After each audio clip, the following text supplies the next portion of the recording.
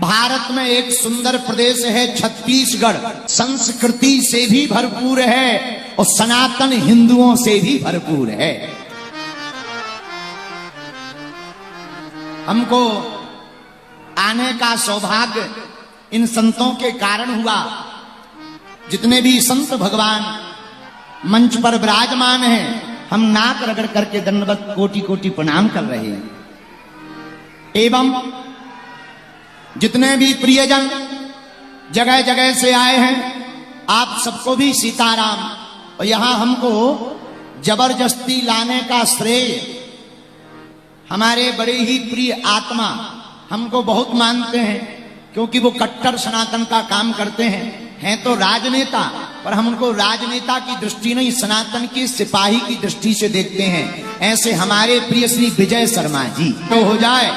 छत्तीसगढ़ महतारी है, हमारा घर है, छत्तीसगढ़ हमारी आत्मा है, क्योंकि राम का ननिहाल भी तो छत्तीसगढ़ ही है।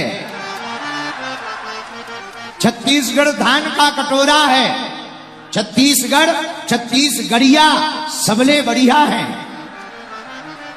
छत्तीसगढ़ का क्या कहना, जहां राजीव में विराजमान राजीव लोचन से प्रारंभ होते हैं दंतेवाड़ा की दंतेश्वरी भगवती विराजमान, जतमई घटा रानी भौरम देव, यहाँ का चिरमिरी के जगन्नाथ महामाया मंदिर। छत्तीसगढ़ के तो कोने कोने में, उस तरफ चले जाओ बस्तर तरफ तो वहां का चित्रकूट का जलप्रपात, ये सब बताता है छत्तीसगढ़ राम का है, छत्तीसगढ़ हनुमान का है, छत्तीसगढ़ संस्कृति का है, छत्तीसगढ़ संस्कृत का है, छत्तीसगढ़ हिंदुओं का गढ़ है। तो हमको बार बार आने का सौभाग्य मिलता रहता है। जय जोहार, जय छत्तीसगढ़, छत्तीसगढ़िया छत्तीसगढ़िया, जो ना बढ़िया कहे उसकी ठटरी। तो आप सब जो भी मंच पर हैं, सामने खड़े, कुछ लोग यहां पर खड़े हैं। जय हो पागलो, देख लिया हमने, देख लिया, हाँ देख लिया। खुश रहो, कुछ तो पर्चा के चक्कर में आ गए हैं। तो बाबा आ रहा है, हमारे बाप का नाम बताएगा, हाँ लुगाई का नाम बताएगा। छत्तीसगढ़ में लुगाई को क्या कह रहे थे भैया, डौकी। अब भाई हमको ये कोई सिखाया रहा, अभी नहीं बहुत पहले, फिर एक व्यक्ति ने हमको रोक दिया कि ऐसा मत बोला करो। ओ दाई दादामन, जय सिया राम। तो आप सब जितने भी लोग बैठे हैं, कुछ लोग एलईडी के पास में चढ़े हैं, कुछ लोग खड़े हैं, कुछ लोग आगे आने के लिए पुलिस वालों से लड़े हैं, फिर भी कुछ लोग बागेश्वर बालाजी के दरबार में पड़े हैं। जो जहां विराजमान हैं, हम आप लोगों को भी दंडवत प्रणाम करते हैं। हम हमारे गोस्वामी श्री तुलसीदास जी महाराज लिखते हैं, सिया राम मैं सब जग जानी, करऊं प्रणाम जोरी जुग पानी। करऊं प्रणाम जोरी जुग पानी। सीताराम सीताराम सीताराम, बोलो धर्म विरोधियों को सीताराम। एक ही बात कहना, प्रदेश का विकास हो, छत्तीसगढ़ में खुशहाली हो, और जो धर्म के विरोधी, मानवता के विरोधी हैं, उन मानवता के विरोधियों पर बहुत कड़ी कार्रवाई करनी चाहिए, ताकि लौटकर उनकी पीढ़ियां सनातनीय हिंदुओं की तरफ आंख उठा करके ना देखें। बोलो सीताराम। इसीलिए हनुमान जी की कथा जरूरी है। क्यों? दुर्गम काज जगत के जेते और सुगम अनुग्रह। हनुमान जी महाराज सुगम करने वाले हैं। क्या? सब कुछ। दुनिया में जितने काज दुर्गम हो, उनको सुगम बनाना हो तो एक काम करना। पूछो क्या? हनुमान जी की शरण में आ जाना। दुर्गम से दुर्गम काज भी सुगम हो जाएगा, असंभव भी संभव हो जाएगा हनुमान जी की शरण में आने के बाद। हनुमान जी का काम ही यही है। अच्छा, क्या ये संभव है? असंभव क्या है जरा ये बताइए। दुनिया में असंभव कुछ भी नहीं है। जब लंका कोई जा नहीं रहा था, सब वानर भालू समुद्र को देख करके डर रहे थे कि हम लंका कैसे जाएंगे, तब हमारे वीर बजरंगबली ने खड़े होकर के कहा कि तुम लंका जाने की बात करते हो, जामवंत कहो तो हम लंका को ही उठा करके ले आए।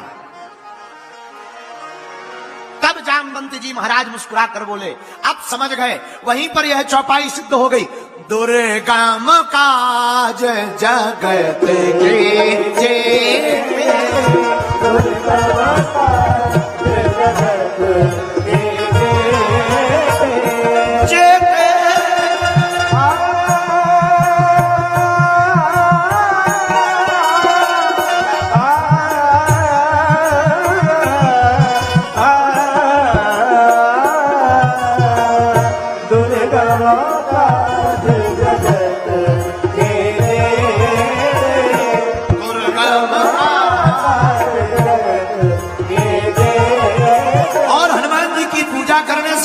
हनुमान जी के दर्शन करने से सुकाम अनुग्रह तुम्हारे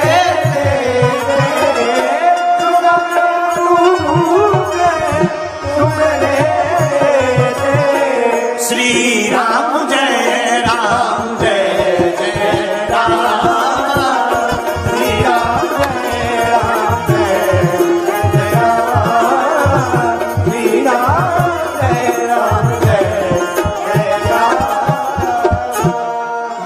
पागलो, एक बात याद रखना, जो डर गया वो मर गया।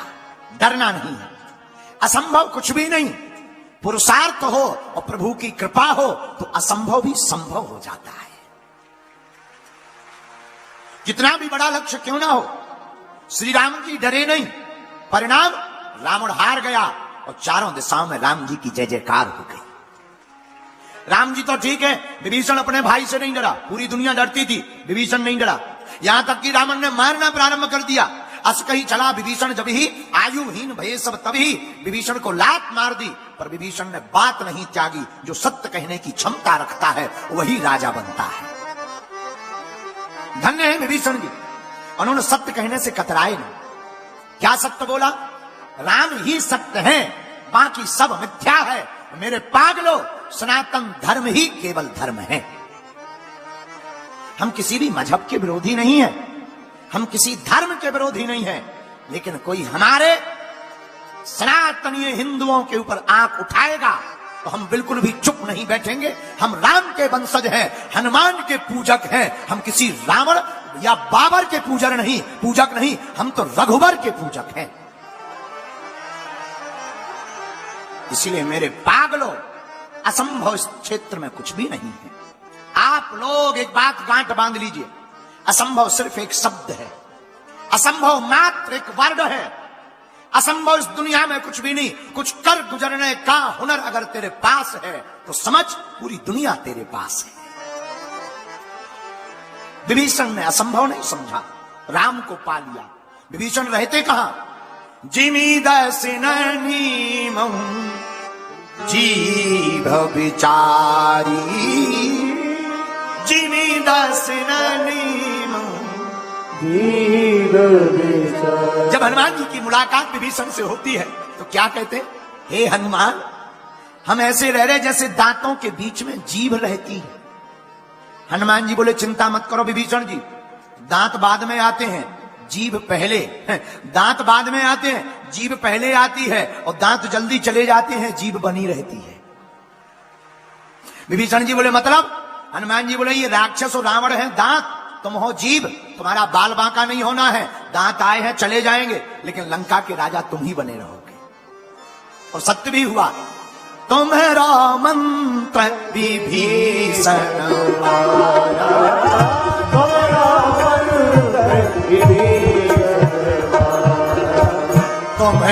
मंत्र विभीषण माना,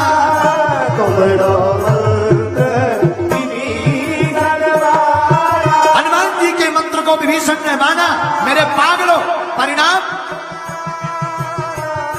हुआ क्या? लंकेश्वर भय सब जग जाना, लंकेश्वर भय सब जग जाना, लंकेश्वर भय सब जग जाना, लंकेश्वर भय सब जग जाना, लंकेश्वर भय सब जग जाना, लंकेश्वर भय सब जग जाना, लंकेश्वर भय सब जग जाना, लंकेश्वर भय सब जग जाना। श्री राम जय राम जय राम, श्री राम जय राम जय जय राम, श्री राम जय राम जय जय राम। हनुमान जी के मंत्र को विभीषण ने माना, लंका के राजा बने। मेरे पागलों, अगर विभीषण मान लेते हैं कि रावण को हरा पाना या रावण से जीत पाना असंभव है, तो विभीषण कभी राजा नहीं बन पाते। विभीषण ने हार नहीं मानी, सत्य बोलते रहे, विभीषण डरे नहीं। परिणाम, विभीषण राजा बने, रावण का विनाश हुआ।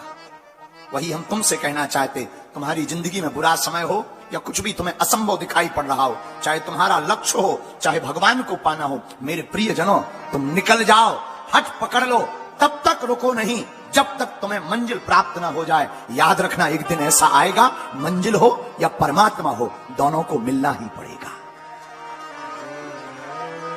कोई तुम्हें रोक नहीं सकता। सिर्फ रोक सकता है तुम्हारी कमजोरी, रोक सकता है तुम्हारा भागना। और मेरे पागलों, भारत के लोगों, अब तुम भागो मत, भागने का समय नहीं है। भारत के युवाओं, तुम्हारे जागने का समय है। जागो। हनुमान कथा का मतलब जागना है। मेरे प्रियजनों, हनुमान जी को जब भूख लगती है ना, तो वो राम कथा होती है, लेकिन जब राम जी को भूख लगती है तब हनुमान कथा होती है। हनुमान कथा कोई साधारण नहीं है। मेरे प्रियजनों, राम कथा के श्रोता अगर हनुमान जी हैं, तो हनुमान कथा के श्रोता स्वयं श्री सीताराम जी हैं। ये कोई साधारण नहीं, जामवंत द्वारा कही गई कथा हनुमान कथा है। और हम लोगों ने हनुमान चालीसा को चुना। कौन सा चालीसा? जो यह पढ़े हनुमान